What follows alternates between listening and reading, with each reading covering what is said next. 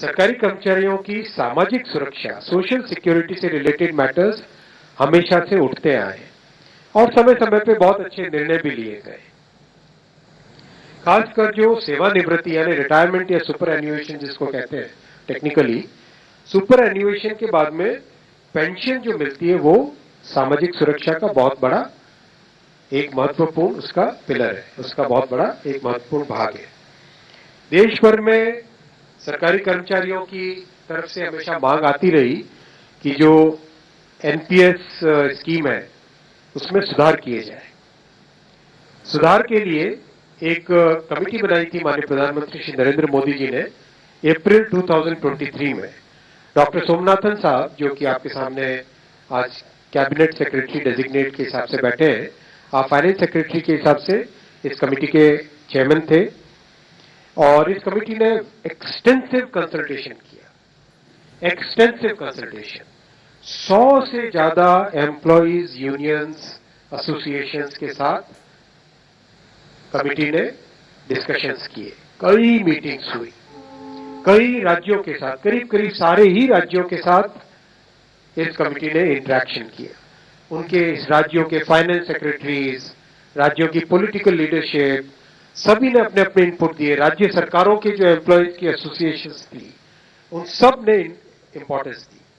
तो जिस सीरियसनेस के साथ प्रधानमंत्री श्री नरेंद्र मोदी जी ने इस विषय को लिया, आप सब जानते हैं कि मोदी जी के काम करने की शैली में और विपक्ष में एक बहुत बड़ा डिफरेंस है। विपक्ष में केवल एक मुद्दा रख देना, केवल एक घोषणा कर देना, कुछ अनाउंसमेंट्स कर देना, वो उनकी शैली है।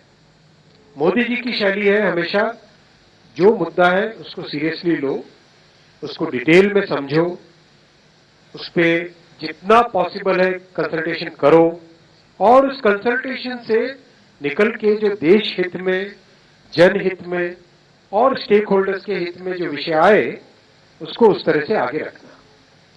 इसीलिए इस कंसल्टेशन के बाद में और साथ ही साथ जो जॉइंट कंसल्टेटिव मैकेनिज्म है सेंट्रल गवर्नमेंट के एम्प्लॉइज का JCM, उसके साथ मल्टीपल मीटिंग्स, फिर दुनिया के कई देशों में किस तरह की स्कीम्स है, किस तरह के सिस्टम्स है वो भी देखा।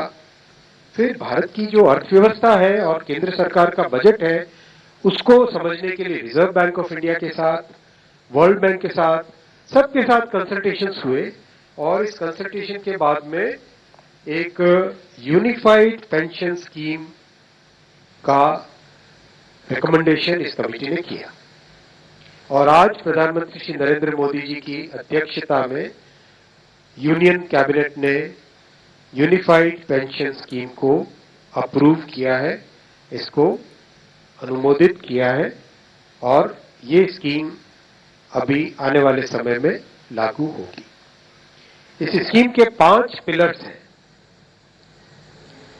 सबसे इंपॉर्टेंट विषय था कर्मचारियों की तरफ से कि हमें अश्योर्ड अमाउंट एक चाहिए, जो बहुत लॉजिकल और वाजिब रिक्वायरमेंट था।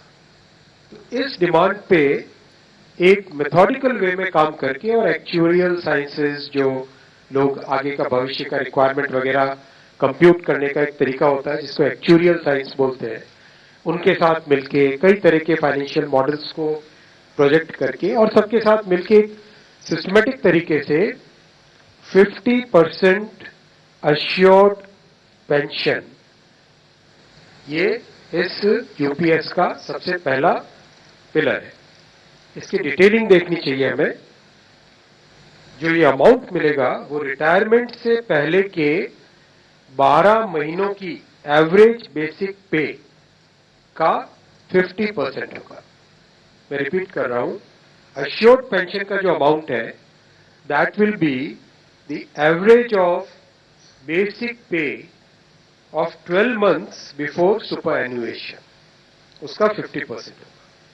और इस फुल पेंशन के लिए जो क्वालिफाइंग एज रहे, क्वालिफाइंग सर्विस रहेगी वो रहेगी 25 इयर्स, यानी 25 वर्ष तक अगर किसी ने काम किया है, सेवा की है, तो उसको फुल पेंशन यानी जो ये अश्योर्ड पेंशन का अमाउंट है वो मिलेगा। 25 साल से अगर कम है लेकिन 10 साल से ज्यादा है तो उसमें प्रोपोर्शनेट पेंशन रहेगी, प्रो रेटा वो पेंशन का अमाउंट बनेगा।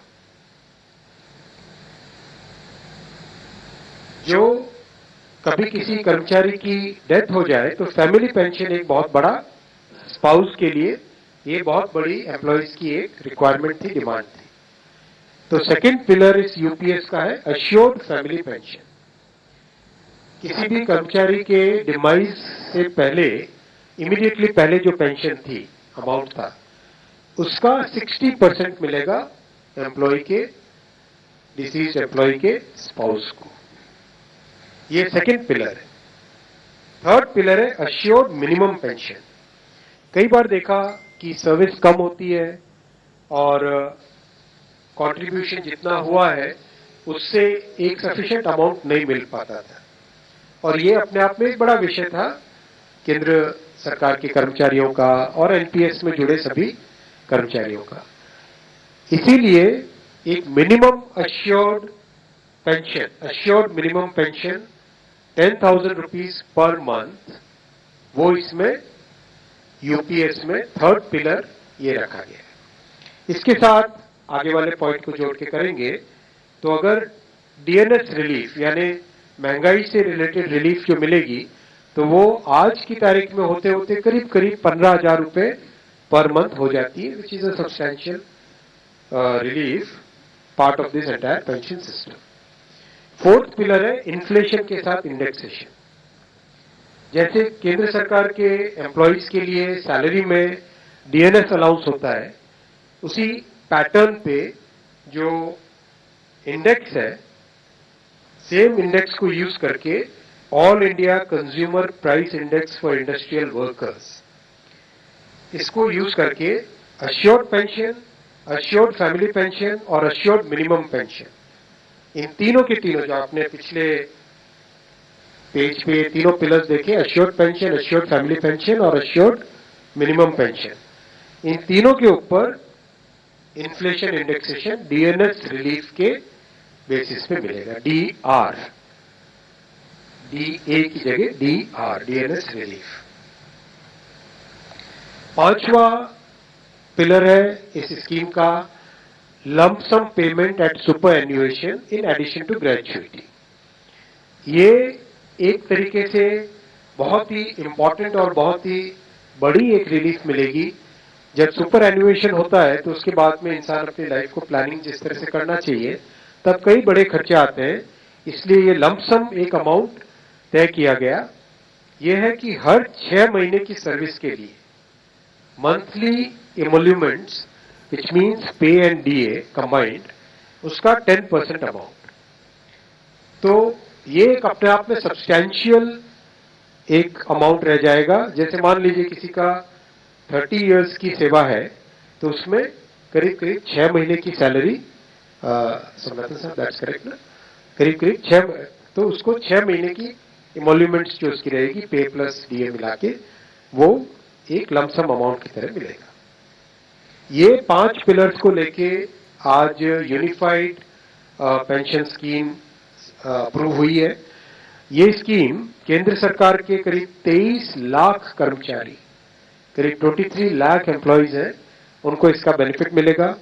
ऑप्शन रहेगा, कोई अगर एनपीएस में रहना चाहे तो एनपीएस में रह सकता है, यूपीएस में ऑप्ट करना चाहे which is naturally a very attractive scheme, तो उसमें ऑप्ट कर सकता है।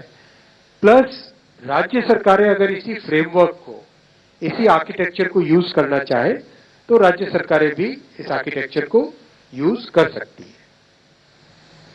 अगर राज्य सरकार के कर्मचारी भी इसमें शामिल होते हैं तो करीब 90 लाख के आसपास टोटल कर्मचारी इसका बेनिफिट मिलेगा। सबसे इंपॉर्टेंट जो आज के इस फैसले का बहुत ही महत्वपूर्ण पार्ट है वो है कि कर्मचारियों पर इस स्कीम का भार नहीं पड़ेगा। आज एम्प्लॉइज 10% कंट्रीब्यूट करते हैं और आपको जानकारी होगी कि 10 वर्ष पहले तक सरकार भी 10% कंट्रीब्यूट करती थी, यानी 10+10 टोटल कंट्रीब्यूशन होता था।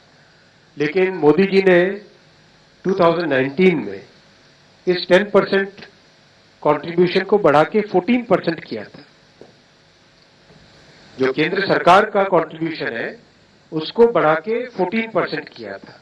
That itself was a very big contribution, big jump in the amount of contribution.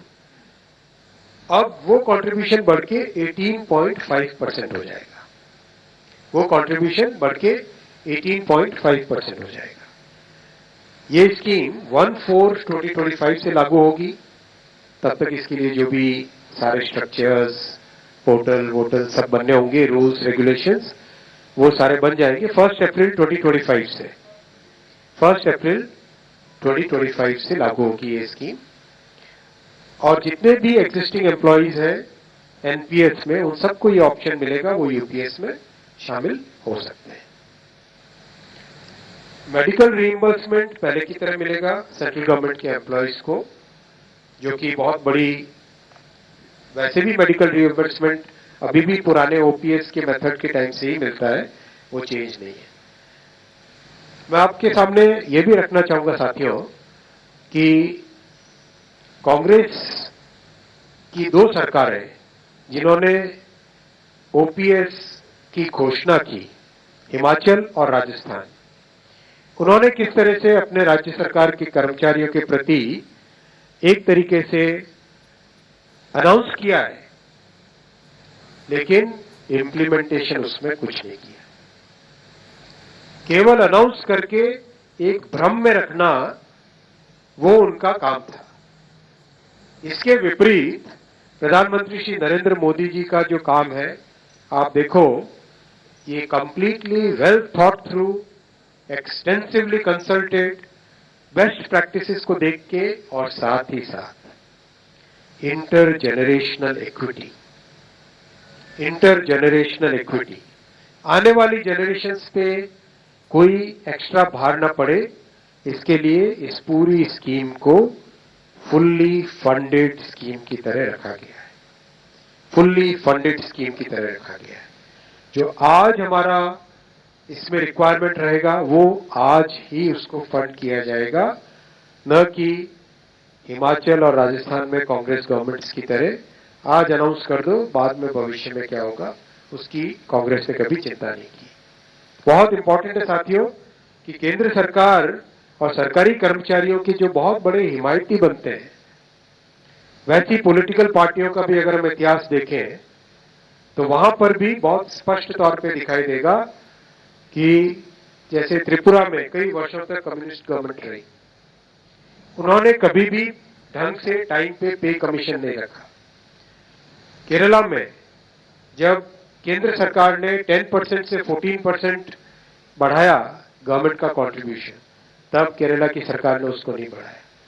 तो जन जन के हित की ध्यान रखना, एम्प्लॉइज के हित की ध्यान रखना, ये भावना और इस तरह की कार्यशैली केवल एनडीए सरकार की है. और प्रधानमंत्री श्री नरेंद्र मोदी जी ने आज अपने इस महत्वपूर्ण फैसले से एक बार फिर आपके सामने इसी डिटर्मिनेशन को, इसी भावना को आपके सामने रखा है. मैं साथियों यहाँ पे ब्रीफिंग स्टॉप करूंगा और इसके बाद में आपके क्वेश्चंस लेंगे.